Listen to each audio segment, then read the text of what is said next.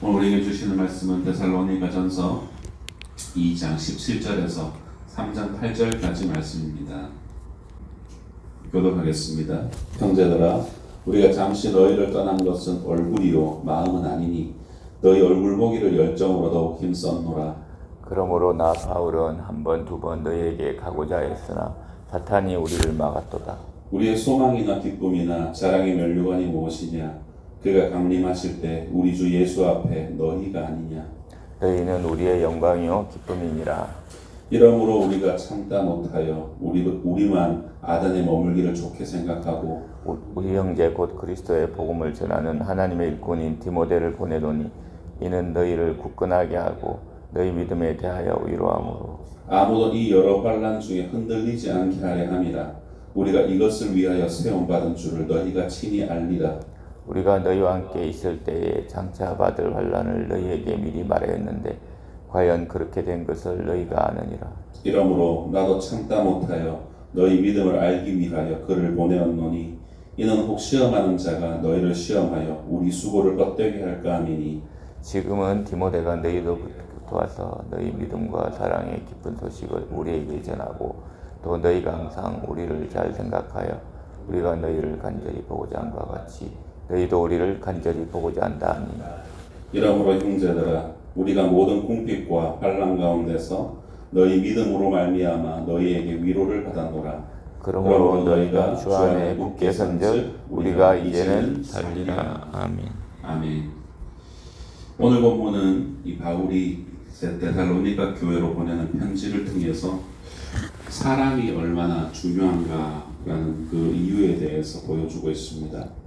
오늘 말씀을 통해서 이제는 이들 데살로니가 교인들과 또한 그곳을 개척했던 선구자였던 그런 바울 그리고 바울의 일행과 이들 사이에 이들 서로가 면류관이 됨을 알고 주님 앞에서 거룩한 자가 살 수 있도록 서로를 도움으로 주님께 영광을 돌리며 또 주님의 기쁨이 되고 주님이 주신 영원한 생명과 풍성한 복을 다 누리며 살아가는 그런 우리들이 되길 소망합니다. 본문 17절에서 20절 말씀입니다. 형제들아 우리가 잠시 너희를 떠난 것은 얼굴이요 마음은 아니니 너희 얼굴 보기를 열정으로 더욱 힘썼노라. 그러므로 나 바울은 한 번 두 번 너희에게 가고자 하였으나 사탄이 우리를 막았도다. 우리의 소망이나 기쁨이나 자랑이 면류관이 무엇이냐? 그가 강림하실 때 우리 주 예수 앞에 너희가 아니냐? 너희는 우리의 영광이요 기쁨이니라 라고 이 교인들에게 편지하죠. 사도 바울은 데살로니가 성도들과 지금은 떠나 있지만 다만 얼굴만 떠나 있는 것이지 마음은 떠난 것이 아니다 라고 말씀합니다. 그리고 얼굴 보기를 더욱더 열망하고 있다는 것을 표현하죠. 바울은 이미 한 번, 두 번 이 데살로니가로 가려고 했지만 사탄이 그 길을 막아서 갈 수가 없었다라고 피력합니다. 이처럼 바울은 결코 이 데살로니가 형제들을 버린 것이 아니고 떠난 것도 아니다라는 것을 말하고 있는 것이죠. 그러니 자신의 떠남에 대해서 오해하지 말아달라고 그를 스스로 변론합니다.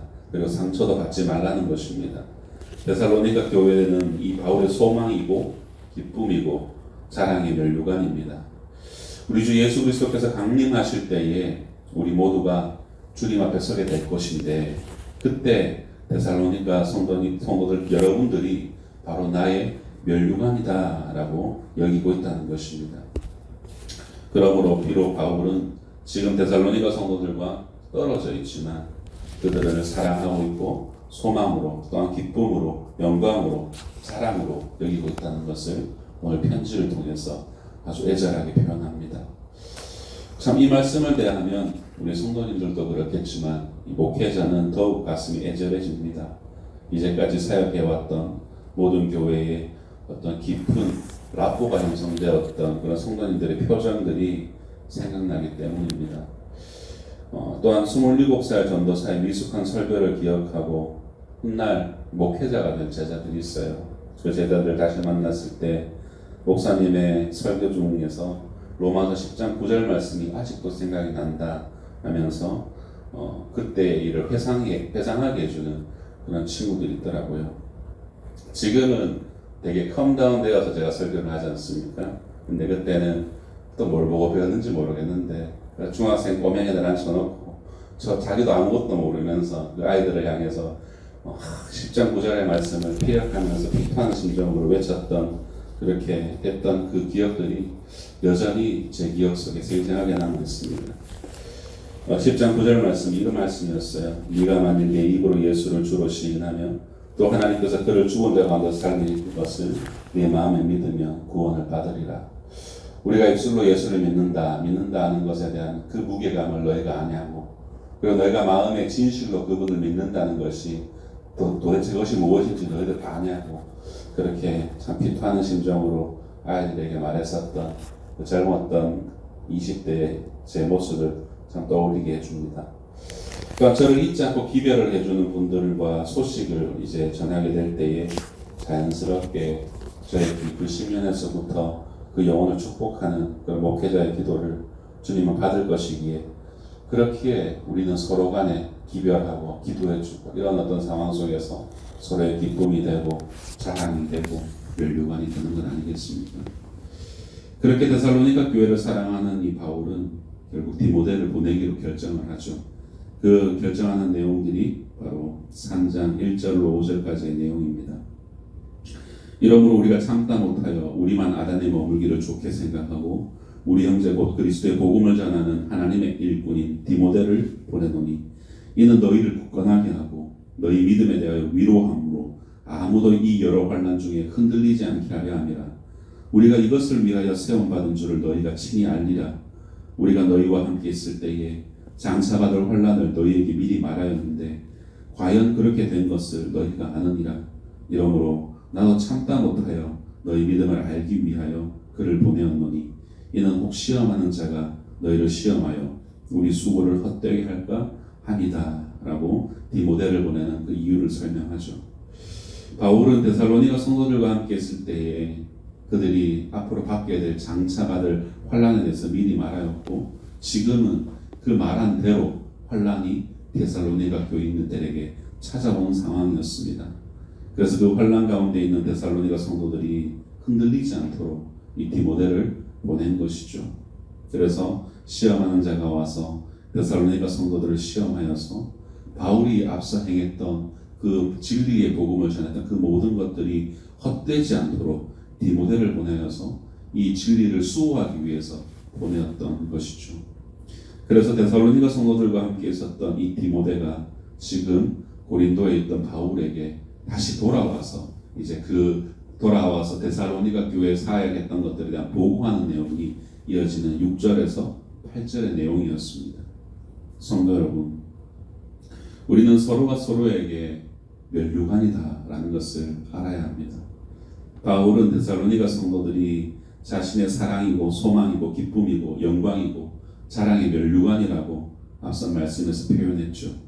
또한 데살로니가 성도들이 믿음 안에 굳건히 서 있다는 이 소식을 디모데로부터 들었을 때에 바울은 그들이 이 헛된 거짓 선지자들의 말들에 미혹되지 않고 교회를 지켜냈던, 그리고 그들에게 닥쳐왔던 환난을 믿음으로 잘 이겨내고 극복하고 있는 그 모습을 보면서 정말 내가 헛되이 사역하지 않았구나 라는 것을 알게 되면서, 비록 지금 그는 그곳에서 궁핍과 환난 가운데 있지만 그 속에서 힘을 얻을 수 있었다라고 고백하게 되는 것입니다. 성도 여러분, 우리도 마찬가지 아닐까요? 우리는 서로가 서로에게 멸류관이 되는 자들입니다. 우리의 삶의 평가는 주님을 다시 만나는 그날의 판정이 될 것이지만, 여러분, 그때에 우리가 받을 상은 바로 오늘을 살아가는 우리가 서로에 대한 사랑과, 그리고 주님께 받은 그 사랑을 가지고 우리가 어떻게 복음을 전하는 삶으로 살아가느냐, 우리는 그것으로 상을 받게 되는 것이죠. 바로 사람으로서 상을 받는다라는 것입니다. 그렇기 때문에 사람을 남기셔야 됩니다. 그래서 예수님께서는 제자들을 처음 부르실 때 어떻게 부르시나요? 마태복음 4장 18절에서 19절 말씀 같이 한번 읽어보겠습니다. 시작. 갈릴리 해변에 다니시다가 두 형제 곧 베드로라 하는 시몬과 그의 형제 안드레가 바다에 금을 던지는 것을 보시니 그들은 어부라 말씀하시되 나를 따라오라 내가 너희를 사람을 낚는 어부가 되게 하리라 하시니. 아멘. 베드로와 안드레는 갈릴리에서 그물을 던져 고기를 잡으며 살던 그런 어부였습니다. 그런데 그런 베드로와 안드레에게 이제는 물고기가 아니라 사람을 낚는 그런 어부가 되게 하겠다라고 말씀하시죠. 여기서 물고기를 잡는다는 것이 무슨 의미인가요? 바로 그냥 이 땅에 매어서 돈을 거두며 살아가는 삶을 의미합니다. 모든 세상 사람들은 다 돈을 따라 살아갑니다.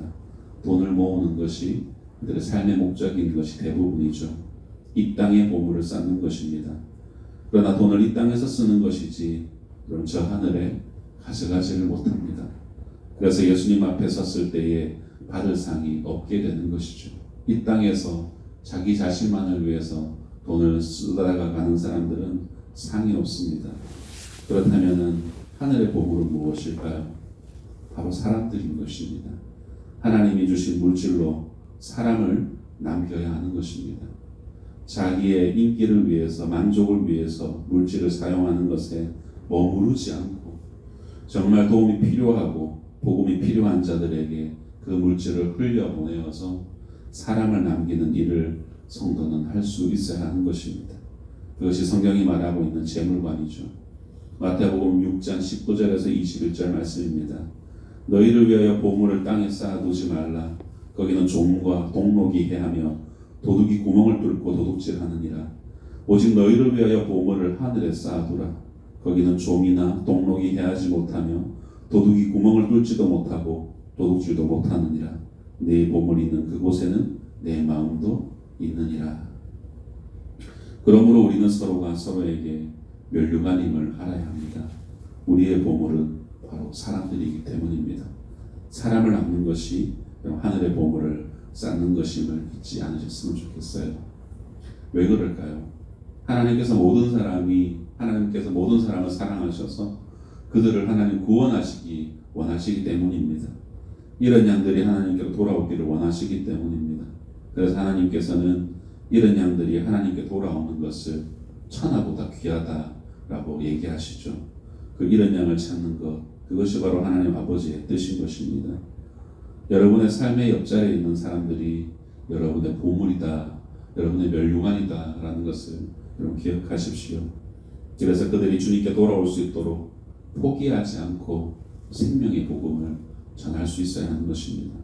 그리고 이미 구원받은 형제 자매들이 있다면 절대 하나님을 떠나지 않고 믿음이 잘 자랄 수 있도록 주님과 동행할 수 있도록 서로 기도해주고 또 잘 챙겨주고 말씀을 서로 먹여줘야 하는 것입니다. 그럼 그것이 바로 성도가 하늘의 보화를 쌓는 방법이라고 성경은 선명하게 말해줍니다. 그것을 하나님은 기뻐하십니다. 그 일에 쓰임받으시기를 간절히 소망합니다. 왕관의 보석 같은 사랑하는 성도 여러분, 말씀을 정리하겠습니다. 하나님은 살아계시고 우리를 사랑하십니다. 우리는 서로가 서로에게 면류관이다 라는 것을 잊지 말아야 됩니다. 또한 진실로 복음을 전하고 사람을 낚는 일이 하늘 창고의 보화를 쌓는 일이라는 것을 기억해야 됩니다. 우리 성도는 그 일을 위해서 부름을 받았고 우리 혼자 잘 먹고 잘 사는 것을 넘어서서 나의 주변에 죽어가는 영혼들을 살리는 그 일에 부름을 받았다라는 것을 잊지 말아야 합니다. 포기하지 않고 복음을 전해야 하고 믿음 안에 있는 자들은 서로를 격려하며 말씀을 나누어야 합니다. 부디 우리 모든 성도님들 서로에게 면류관이 되는 삶을 사시고 복음을 전하는 삶 사시기를 주님의 이름으로 축원드립니다. 아멘. 기도하겠습니다.